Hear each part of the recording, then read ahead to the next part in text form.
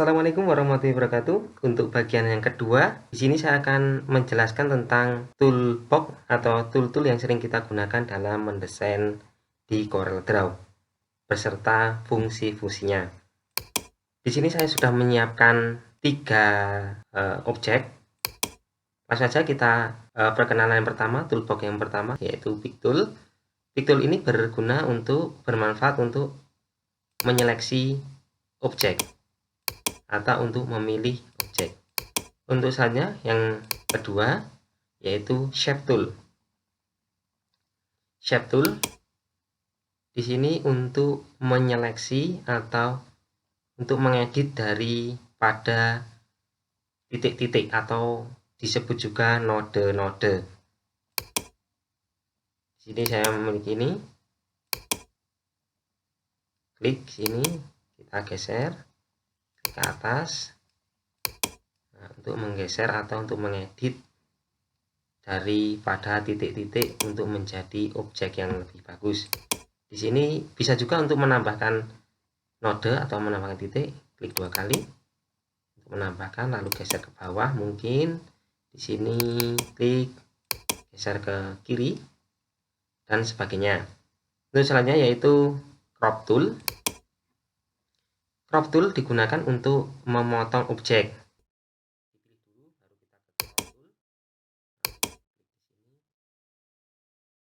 Sini lalu kita tekan enter. Nah, jadi dia akan membuang yang tidak tercrop ya. Terus di bawahnya ada zoom tool, yaitu klik untuk membesarkan tampilan. Kita klik lalu geser ke samping diagonal.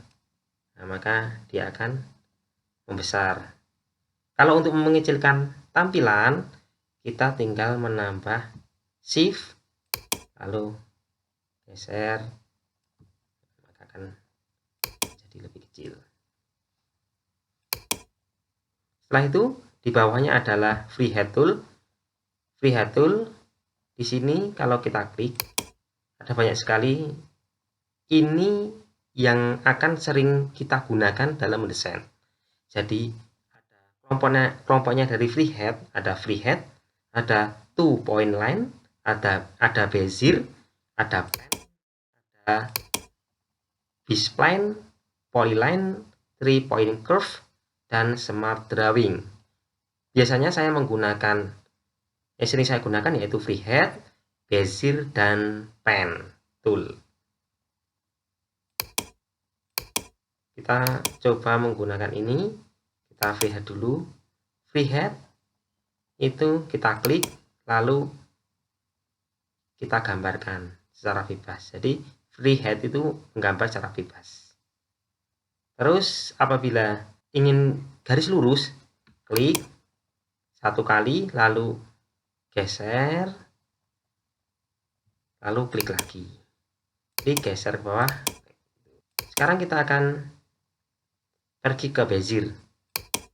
Kalau bezier, klik lebih atas, klik bawah, klik kanan, terus klik kiri, tutup. Tuh, gunakan bezier. Nanti kita akan sering menggunakan tool dari bezier ini ya. Terus selanjutnya yaitu pen tool. Pen tool hampir sama dengan bezier, hanya saja dia akan langsung bisa melengkungkan garis. Klik di sini, lalu klik di sini, klik tahan, lalu geser ke bawah. Dia akan melengkung ke atas. Klik di atas, klik geser. Nah, tutup, geser. Itu. Terus di bawahnya ada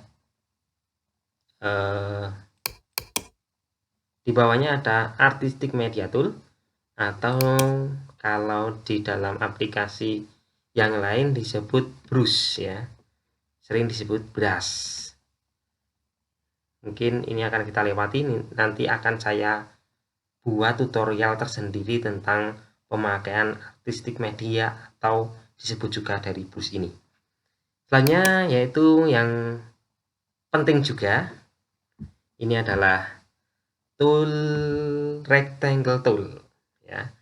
Rectangle tool ini digunakan untuk membuat kotak, membuat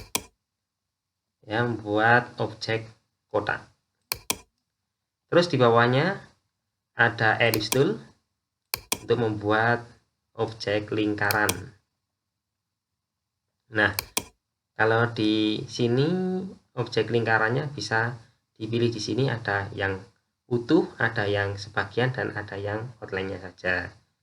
Kita akan bahas lebih lanjut di tutorial yang akan datang. Di bawahnya ada polygon tool.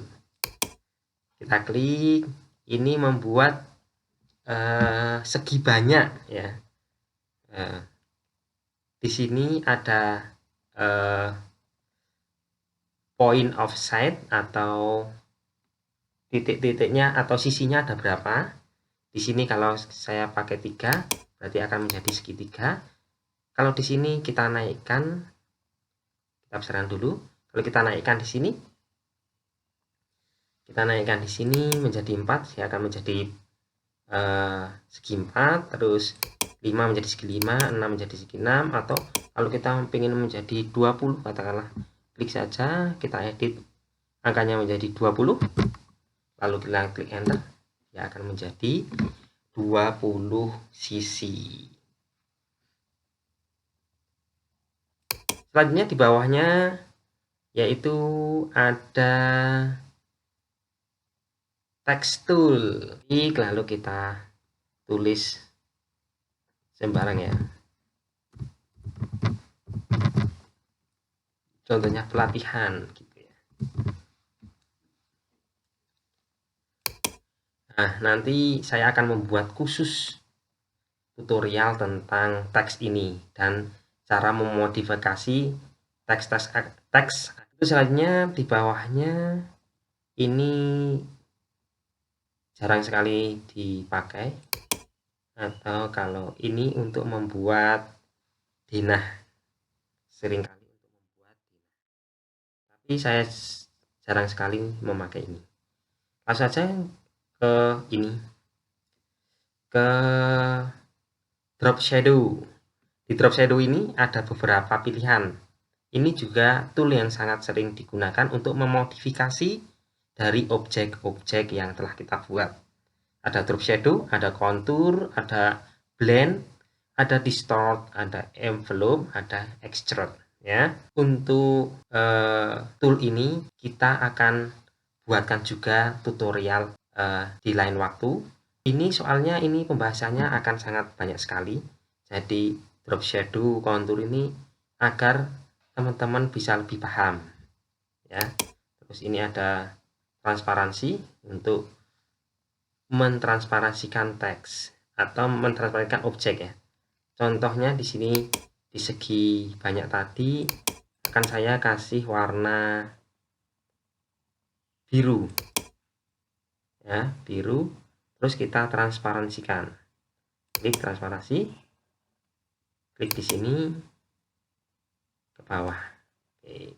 Jadi ini akan menjadi transparan di bawah ini ya. Atau bisa juga ini pelatihan ini saya pakai warna hijau, terus kita transparansikan semua, klik transparansi. Ini aturan ini kita naikkan untuk mentransparansi seberapa besar persentase transparansi dari objek tersebut. Contohnya di sini kita buat 30, 45, semakin tinggi semakin dia semakin transparan. Untuk tool selanjutnya yaitu color and draper tool. Color and draper tool ini adalah tool untuk mengambil contoh warna atau menyomot contoh warna. Di sini saya mempunyai objek kotak dan di sini saya mempunyai objek bintang. Kotak ini belum ada warnanya, akan saya ambilkan warna dari bintang tersebut dengan Endryoper Tool. Kita pergi ke Endryoper Tool dulu. Kita klik contoh warnanya, kita klik, lalu kita tuangkan ke objek yang akan kita warnai seperti contoh warna tersebut. Oke. Contohnya, misalkan kita mau mengambil contoh warna dari merah. Misalkan kita pergi Endryoper lagi, lalu kita klik red, lalu kita timpakan. Oke, kalau ingin langsung bisa di sini terpilih untuk, nah bisa sini ini ditimpakan, atau bisa kita ambil warna biru di sini. Ini kalau kita timpakan pasti akan merah, tapi kalau kita tambahkan shift lalu kita klik, dia akan menyomot. Lalu kita timpakan di sini, timpakan sini, timpakan di sini. Selanjutnya yaitu interactive fill atau sering kita dengar yaitu gradient, membuat warna gradient ya. Kita klik objeknya dulu. Di sini objek persegi, saya akan gradientkan. Kita pergi ke interactive fill tool, lalu klik dari atas, seret ke bawah. Nah, seret ke bawah, terus warna ini jadi gradien dari merah ke warna putih. Untuk mengubah warna ini tinggal kita klik kota, lalu kita pergi ke color palette, mungkin saya ambil warna kuning. Nah, jadi kalau atasnya kita ganti biru, klik saja kotaknya, lalu kita ganti biru, dan seterusnya. Nanti teman-teman bisa berkreasi sendiri ya. Untuk selanjutnya yaitu di sini adalah Smart Fill Tool. Untuk penggunaan Smart Fill Tool ini kita memerlukan dua objek. Karena di sini kosong, saya akan membuat objek lingkaran. Terus saya akan membuat objek lingkaran ini dua. Klik lagi. Nah, rapikan. Nah, jadi kalau kita warnai ini, kita warnai satu merah. Ini akan tertimpa. Namun ketika kita pakai Smart Fill Tool, klik lalu kita warnai di tengah sini, kita akan dapat membuat satu objek lagi ya. Tinggal kita warnai menjadi biru. Yang di sini kuning tadi, di sini merah. Nah, nih kegunaan dari Smart Fill Tool. Mungkin akan saya kasih contohnya lagi. Saya ada persegi dan mungkin di sini segitiga.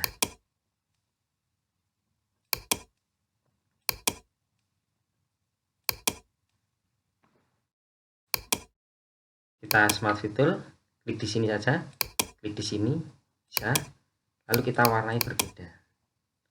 Kuning, di sini kita warnai biru, mungkin di sini kita warnai merah. Lalu apabila kita klik di sini lalu geser, dia akan membentuk objek tersendiri. Kita juga di sini. Apabila kita aplikasikan dalam desain, seperti contohnya kita membuat bulan ya.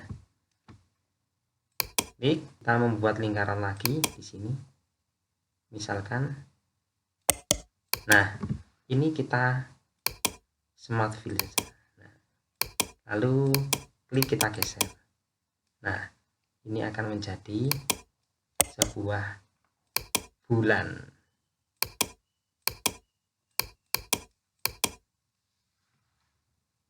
Nah, mungkin itu yang bisa saya sampaikan untuk kegunaan atau penggunaan dari tool-tool di dalam CorelDRAW. Ini hanya kulitnya saja atau pembahasan sedikit saja. Nanti kita akan bahas lebih dalam, bahas lebih luas lagi dalam tutorial-tutorial yang akan datang. Jangan lupa subscribe dan share, like juga agar video ini lebih bermanfaat. Wassalamualaikum warahmatullahi wabarakatuh.